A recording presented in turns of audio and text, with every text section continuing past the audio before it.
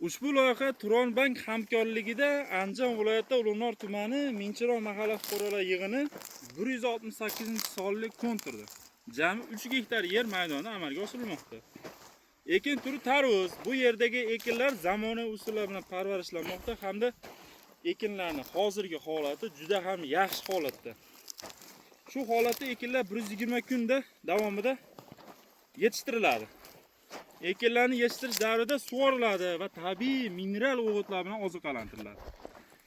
Ushbu loyihada jami 3 ta dehqon xo'jaligi biriktirilgan. Loyiha samaradorligini oshirish maqsadida lider tadbirkor Turon yerlari ichki kompaniyasi biriktirilgan bizga.